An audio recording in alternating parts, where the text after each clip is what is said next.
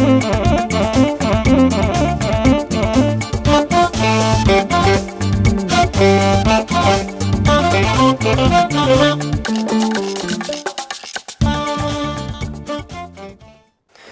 ይስጥልን እንደምን አላችሁ የተወደዳችሁ ተመልካቾች አማራ ሚዲያ ኮርፖሬሽን ደሴ ስቱዲዮ ተሳትፎ ያዘጋጀናቸውን ዜናዎች ወደ እናንተ እናደርሳለን ከዜናዎቹ ጋር ደጀናባቸው አብሬያችሁ ቆያለሁ የአገልግሎት አሰጣጡን ለማሻሻል እየሰራ መሆኑን በኢትዮጵያ ኤሌክትሪክ አገልግሎት ደሴ ሪጅን አስታወቀ ሪጅኑ በደሴና አካባቢው ከሚገኙ ቁልፍ ደንበኞችና ባለድርሻ አካላት ጋር በኮምቦልቻ ከተማ ምክክር አድርጓል አበሻን ላይ ተጨማሪ ዘገባ አለው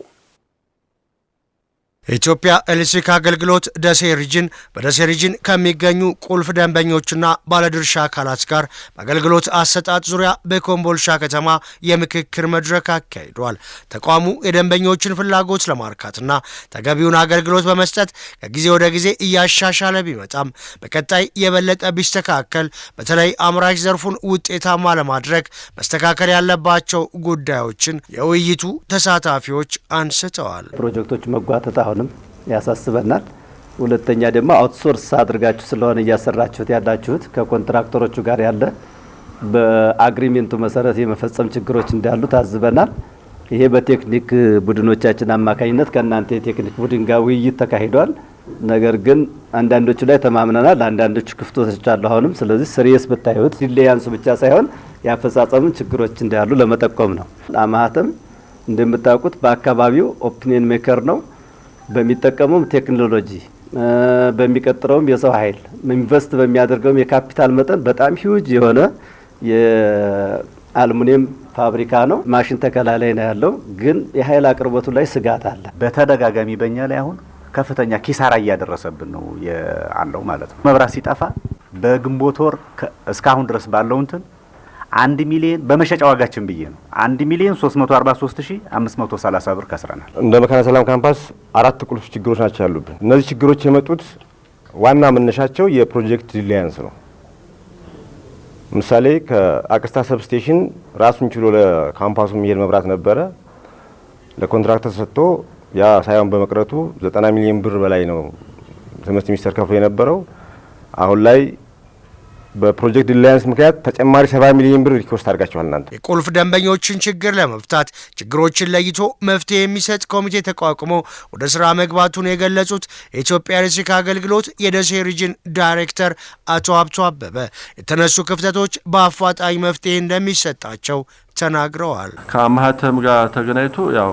በግልጽ ትክክል ነው ፋብሪካውንም ለመጎብኘት ይችላል ባለፈው አይቼዋለሁ ብዙ ማቴሪያል መጥቷል ኦልሞስት ብዙ የፍተሻ ጊዜ ላይ እየደረሳችሁ ያለ ይመስለኛል ይሄን ለማድረግ እኛ መሰናክል ላለመሆን ስራዎችን እንሰራለን ጎሽ ሜዳ ፋብሪካ ጋር ተገናኝቶ ትክክል ነው ብዙ ብክነት እንዳለባችሁና ብዙ ዌስቴጅ እንዳለባችሁ እናውቃለን ነገር ግን ዘለቄታ መፍትሄ የሚሆነው አሁን ከደሴ ጢጣ ሰብስቴሽን ሲጠናቀቅ ዴዲኬትድ ላይን ለመዘርጋት ስራ ጀምረናል ምናልባት ይሄ መስመር መጨረሻ ላይ ሲጠናቀቅ የናንተን ዴዲኬት ፋብሪካዎቹን ከማኗሪው ህብረተሰብ ጋር ለመለየት ስራዎች እየሰራ ነው ፕሮጀክቶች መዘግየት የጸጥታው ችግር ፈታኝ እንደሆነ ያነሱት ዳይሬክተሩ በቀጣይ ማህበረሰቡንና ባለድርሻ አካላትን በማሳተፍ ችግሮችን ለመፍታት ጥረት እንደሚደረግ ነው ያስረዱት የመቅደላ አምባ ዩኒቨርሲቲ ችግር ትክክል ነው ይሄንን እንግዲህ በቀጣይ ከናንተ ጋር ተቀራርቦ ተናግሮ ተሰርቶ ክፍያ መፈጸም የሚችል ከሆነ እንደገና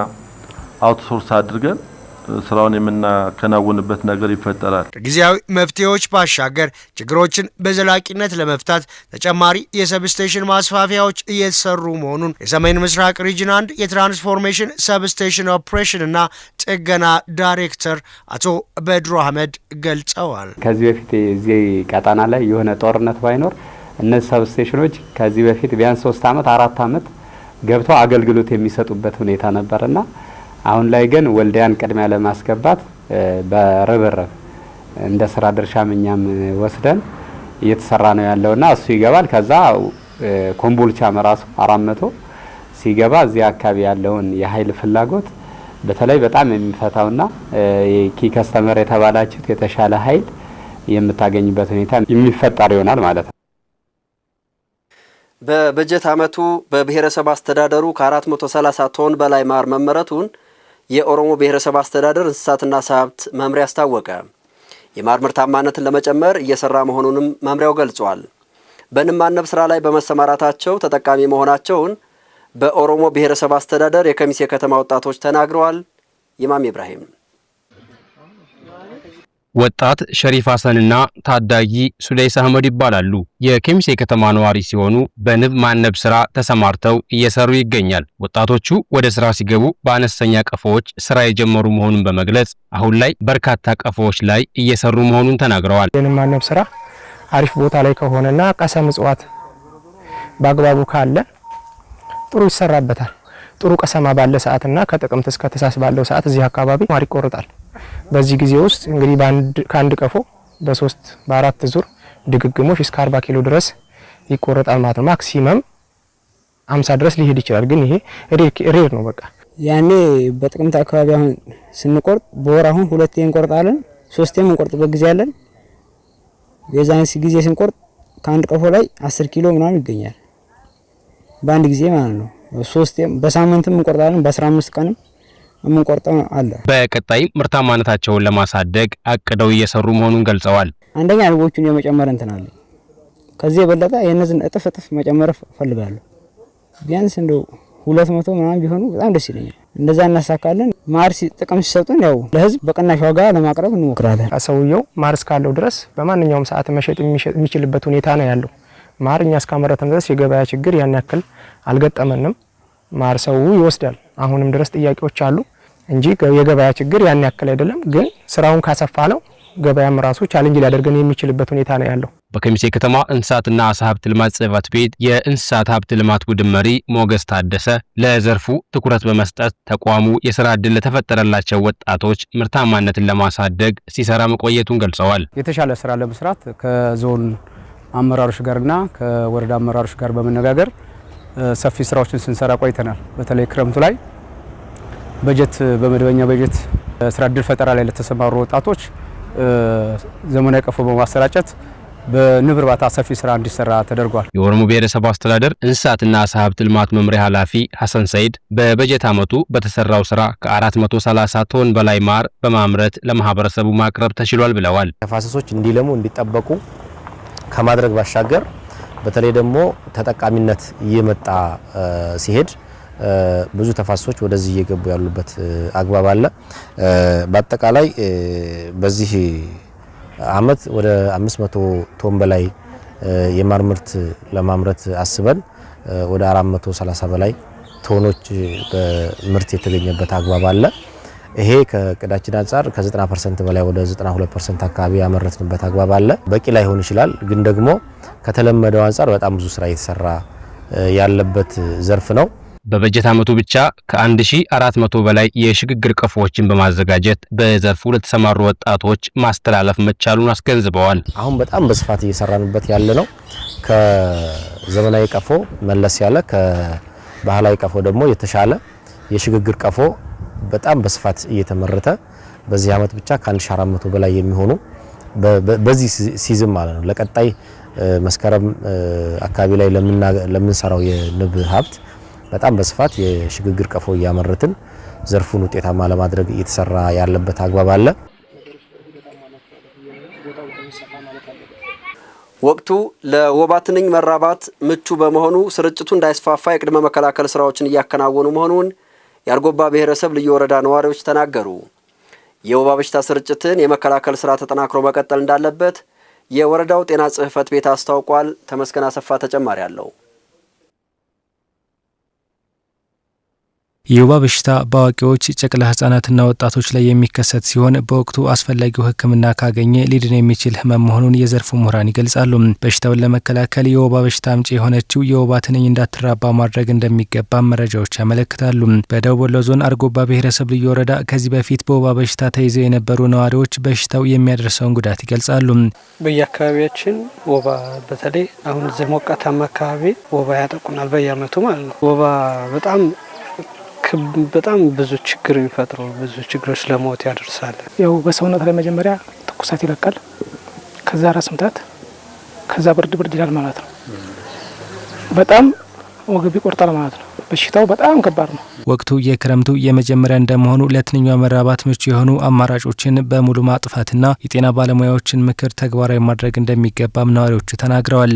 በማህበረሰብ በጅምላም ሆነ በአንድ ላይም ተሰባስበውም ሆነ በየተናጠል በየአካባቢያቸው ያለውን የውሃ እንደዛ አኩረው ለወባ መራቢያ የሚሆኑትን ከቻል መድፈን አለበለዛ ደግሞ በየቀኑ መረበሽ ቦታዎችን መረበሽ አለብን። ያው አካባቢው እንደዚህ አስፈሪ ስለ ወባ ጉዳይ በጣም አስፈሪ ስለሆነ መጀመሪያ ህብረተሰቡ አንጎበር በሰዓቱ መከታተልና ማግኘት አለበት። ታገኘ በኋላ ደግሞ አንጎበሩን በስነ ስርዓት መጠቀም አለበት ማለት ነው። የበሽታው ዋና መከላከያ ምንድነው? አንጎበር ነው። ህብረተሰቡ ያንን በስፋት ማግኘት መቻል አለበት። ካገኘ በኋላ ደግሞ ህብረተሰቡ ማለት ነው በተገቢው በጥንቃቄ አንጎበሩን ተግባር ላይ አገልግሎት ላይ ማዋል አለበት ማለት ነው። በአርጎባ ብሔረሰብ ልዩ ወረዳ ጤና ጽሕፈት ቤት የህብረተሰብ አደጋዎች መከላከል አስተባባሪ ጀማል መሐመድ በወረዳው የወባ በሽታ በህብረተሰቡ ላይ የከፋ ጉዳት እንዳያደርስ የቅድመ መከላከል ስራ እየተከናወነ እንደሚገኝ ገልጸዋል። የአርጎባ ወረዳ እንደ ሌሎች ወረዳዎች በተለይ የዛሬ 5 ዓመት ጀምሮ ስጋት ሆኖብን ነበረ። በዛ መሰረት ያው እንደ አርጎባ እየሰራን ያለነው የቅድመ መከላከል ስራ ነው የምንሰራው። የቅድመ መከላከል ስራ እንግዲህ ብዙ ነገሮችን የሰራንበት አግባብ አለ። ማፋሰስ ስራ ሰርተናል። የማጨድ ስራ ሰርተናል። የማዳፈን ስራዎችን እንዲሁም ደግሞ ሌሎችም የወባን በሽታዎች ሊያመጡ የሚችሉ ነገሮችን መከላከል ስራዎችን እንዲሁም ደግሞ የአጎበር አቅሙን ማሳደግ ስራዎችን የሰራንበት አግባብ ነው ያለው። ለዛም ከነበረበት ከፍ ያለ ኬዝ አሁን ላይ የቀነሰበት አግባብ ነው ያለው። በሽታውን የመከላከል ስራው ተጠናክሮ መቀጠል እንዳለበትም ነው አቶ ጀማል ያሳሰቡት። የወባ በሽታ መከላከል የመጀመሪያ ህብረተሰቡን የግንዛቤ ማስጨበጥ ስራ እየሰራ ነው ማለት በሁሉም ፓሲቶቻችን ጤና ተቋማቶቻችን የወባ ፎካሮች አሉን። በነዛ አማካኝነት ማህበረሰቡን የጤና ትምህርት እየሰጡ ወባ እንዴት አድርገን መከላከል አለብን። አሁን ደግሞ ወቅቱ ወባ የሚራባበት ክረምት ላይ መግባቱ መጠን ሊመጣ ስለሆነ ወባ እንዴት አድርጎ እንደሚራባ ማጥፋት እንዴት አድርገን እንችላለን የሚለው ነገር በተለይ ህብረተሰቡን የጤና ትምህርት በየጤና ጣቢያው ጧት ሞርኒንግ ሴሽን እየሰጠ ህብረተሰቡን የግንዛቤ ማስጨበጥ ስራ ነው የሰራ ነው። ለዛም ደግሞ እንግዲህ ወደፊት ምናልባት አሁን ካለበት የወባ ስርጭት ኬዝ ቀጣይ ላይ የምንቀንስበት አግባብ አለ ያለበት ሁኔታ የሚፈጠረው እያስባለሁ። የወባ በሽታን ለመከላከል በሚደረገው ጥረት ባለድርሻ አካላትም ኃላፊነታቸውን መወጣት እንዳለባቸው ተገልጿል። የተወደዳችሁ ተመልካቾች ከአማራ ሚዲያ ኮርፖሬሽን ደሴ ስቱዲዮ ለሰዓቱ ያዘጋጀናቸው ዜናዎች የተከታተላችኋቸው ናቸው። አብራችሁን ስለቆያችሁ ከልብ እናመሰግናለን። ደጀናባቸው ነበርኩ። ጤና ይስጥልን።